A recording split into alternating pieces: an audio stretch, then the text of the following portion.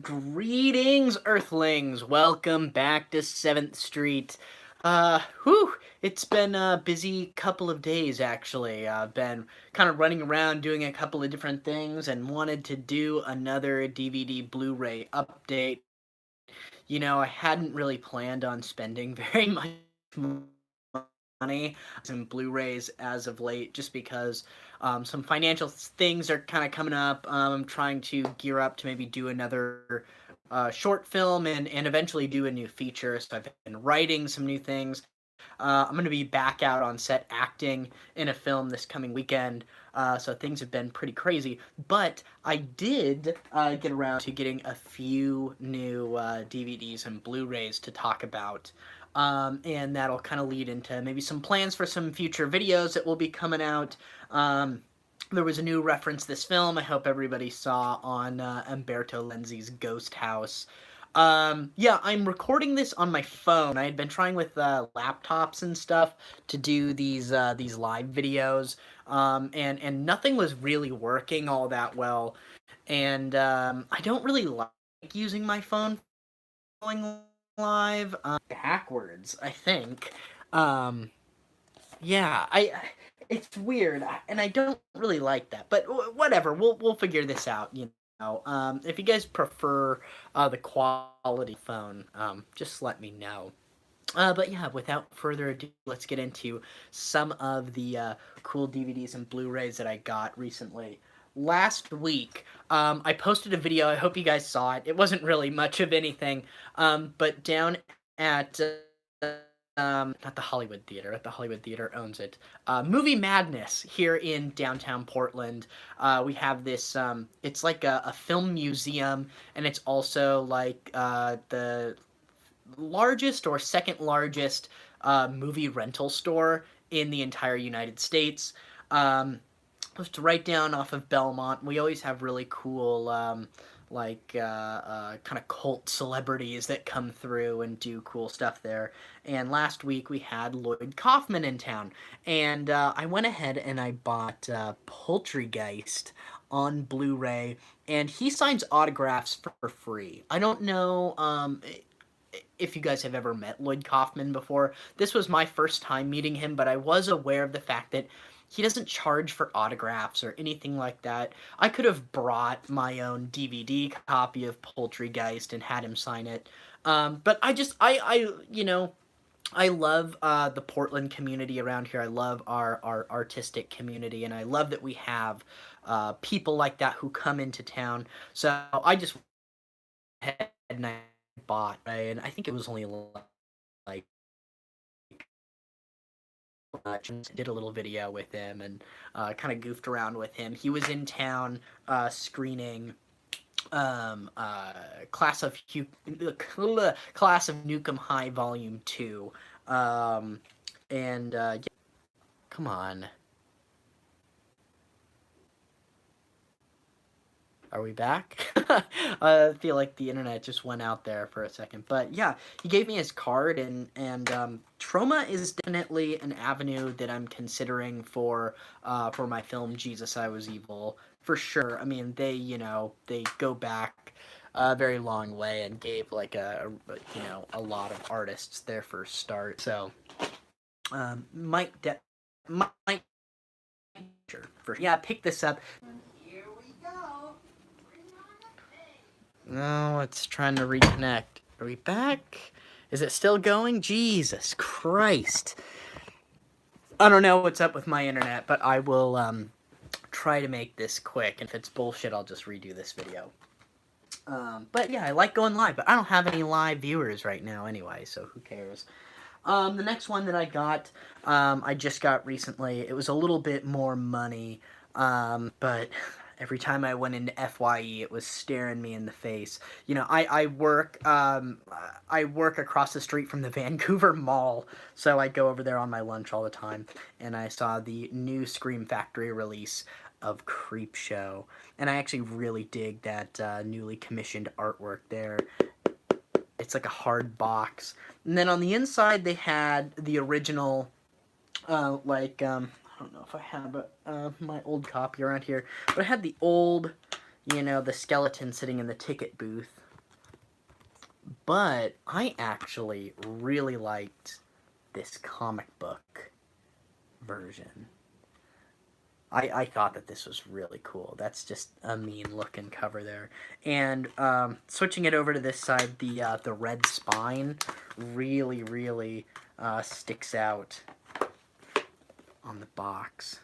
It's really cool. I really dig this. There's an audio commentary with George Romero and Tom Savini, which I was not aware that they did one, as well as some other people. Interviews with Mike Gornick, who was the DP on this film. Tom Savini, John Amplis, who I had the pleasure of meeting recently. Tom Atkins. They talked to everybody for this. It also comes with this really cool little booklet. I thought it was a poster. I was kind of disappointed when I opened it then. But it's got this cool little booklet in it with, you know, cool photos and, like, you know, kind of foreign posters and stuff like that. They were, you know, it's a really interesting release of the film. I really like how more companies are doing, like, this hardbound case. You know, my Last House on the Left one is the same way. I really like that. It's a really pretty, really nice release. I watched it like twice in the same day. And then it's funny because then I was thinking back on it where Creepshow landed in my 31 Days of Halloween, my top favorite 31 horror films. And I kind of almost think that I put Creepshow too far back. It probably should have been a little bit closer, because that movie is just a hoot, and you can watch it over and over again, and it never gets boring. The other one I got was really the only other one of these that I wanted. Last time I showed you guys from Walmart, they were doing those Blu-rays, the limited edition slip sleeves that look like they're VHS tapes, and the only other one I was really wanting to get was Happy Birthday to Me. I think this is really cool, and it's got the Echo Bridge Blu-ray underneath. So cool that they did this. I really think these are cool. I got Halloween 6, the producer's cut. Now I got Happy Birthday to Me. The only other two that I really might get is Krull and The Crow. Possibly The Running Man. I mean, there are just ones in there that I'm like, you know, if they're around, I'll get them. Happy Birthday to Me is interesting. I couldn't for the life of me remember the movie, and then I just assumed, oh, I must have just never seen this movie. And then I was watching it, and I got to the dirt bike kill with the guy with the scarf. And I was like, oh, yeah, I've definitely seen this movie before. I always get the kills in this movie confused with My Bloody Valentine, which I guess kind of came out around the same time in Canada. Same look, same feel.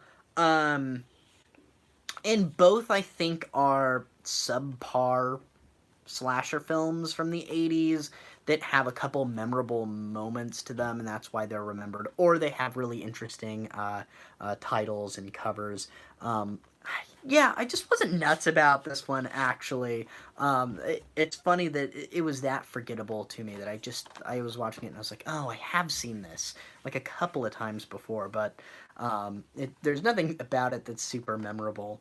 But I was glad to get this anyway. I mean, the transfer looked really good. Once again, not Echo Bridge, Mill Creek. Kudos to Mill Creek and Echo Bridge for doing Blu-ray releases on some of these movies, and they look great. They really do. I mean, they don't have as much care going into them as, like Arrow releases and stuff like that, Severin, but, I still think they end up looking great, and I'm glad to have these. I really like these limited edition slip sleeves. So, yeah, I mean, I think it's awesome. So, yeah, I've got that one with Halloween. Those are the two I really wanted. Both of which are not the greatest movies, although I do like, I think I said this in the last video, I do actually quite like Halloween 6, the producer's cut. I actually do.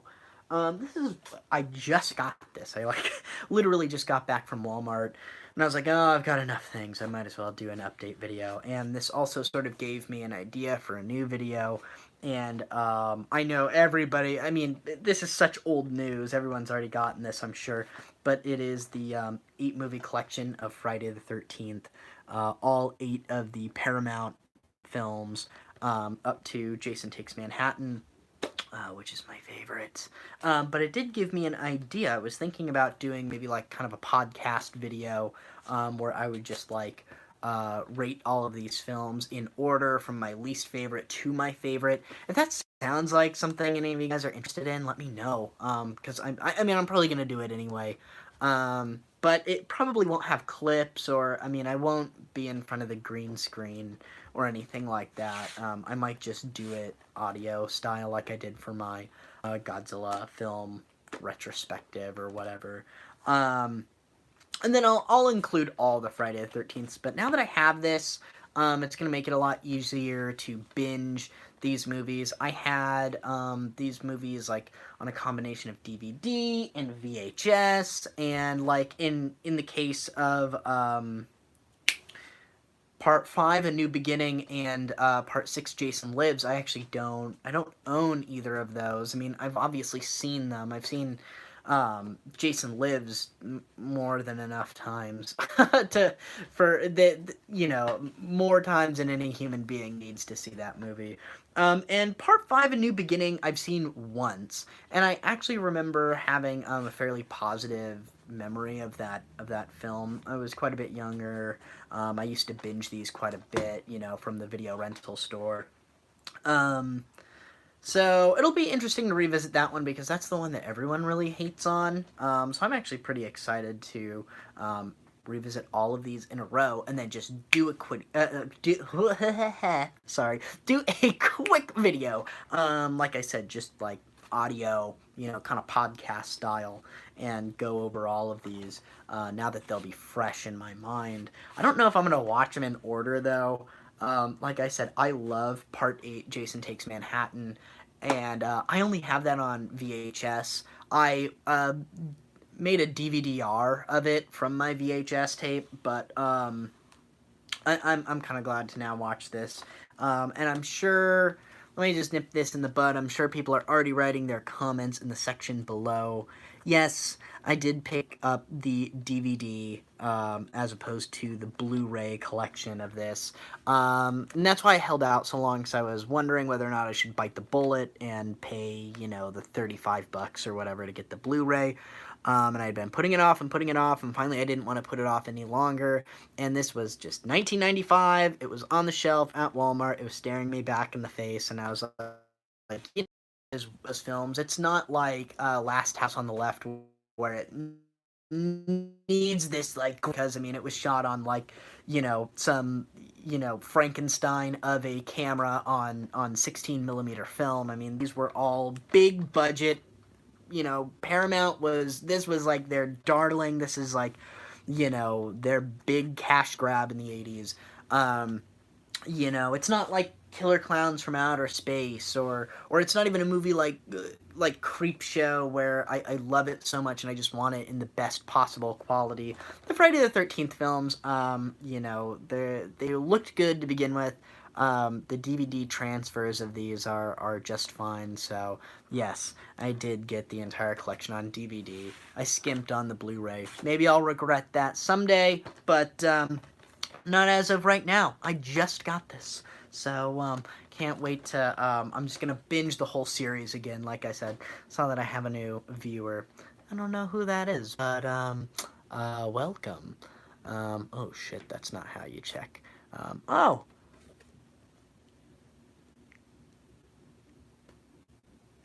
Yeah. Thanks for joining. Thanks for the nice words about the collection. I have more stuff all around. This is just kind of like the prettiest image that's not my Blu-ray screen, because I have all my filmmaking equipment around and shit like that, and I got cameras and shit over there. So this is always like the best image for like the DVD Blu-ray updates.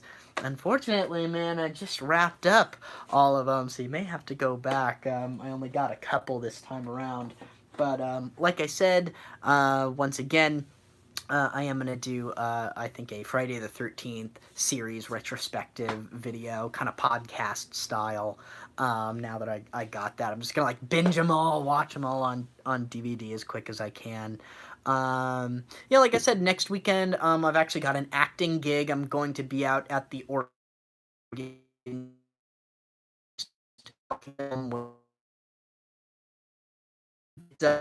from Nightmare Up some of my scenes in that. I should probably shave and look a little bit better than I do now. Got a couple of other projects coming out. Finishing up the edit on Jesus I Was Evil and stuff like that. And I actually just had a production meeting with a local filmmaker named Tim Nenig, and he's working on a cool new occult-style horror film, and I'm going to play a small part in that and kind of help him produce it and stuff like that. So got some cool things coming out for 7th Street Productions. I'm a little bit at a loss for what I should do next for reference this film. I've got a couple of movies bouncing around in my head that I'd like to do a review for. But if anybody has any suggestions, I'd always love to hear them. So yeah, guys, that's all I got today. Hey, thanks, man. Yeah, just busy times, So keep your fingers crossed for me, and keep positive vibes going that everything is going well. With all those projects. Like I said, I guess I might as well get the word out again in doing this. I did complete a feature film of mine called Jesus I Was Evil. The trailer is available on my YouTube page. Check that out. I'm talking to a couple of different like small-time distribution companies, things like Wild Eye, SRS Cinema, Troma's one of them. I really want to find like a good avenue to get the movie out there. I've done some VOD distribution before, which is cool, but I want to like go with someone who has like a proven fan base. I have no delusions about like making a bunch of money off of my indie film that I made pretty much out of pocket and shot and edited out of pocket. So, I'm not trying to make money on it or anything. I'm just trying to go with a company that has like a proven fan base, and we'll just get the movie out there and seen. Like I said, Watch Edge is kind of on my list. Breaking Glass is another distribution company. So, go visit the Jesus I Was Evil excuse me, I got a text coming in. Go visit the Facebook page, view the trailer on YouTube. We've got a 7th Street Productions Instagram page. We've got a 7th Street Productions Facebook. If you could go there and like follow them or like them, I know that when we give these companies the official press package, I know that it's going to be sort of a big deal if we have like more followers and more friends. Maybe they'll go, oh, looks like they've already done some marketing themselves, which we haven't at all, because I don't really know how to run all of that shit. So, you guys can always help me out by following our Facebook page and stuff like that. We have cool GIFs from the movie. Share those. Share the trailer. Just kind of, if you could help me get the word out there. If it gets released by Wild Eye or something and we get some cool pressed DVDs, man, I will buy a box of those and I'll give those away on my channel like hotcakes. I will. I just want to get the movie out there. So, yeah, if you guys could help out maybe in that area. But until next time, guys, thank you guys so much for tuning in and watching live. Yeah, that's all I got for you.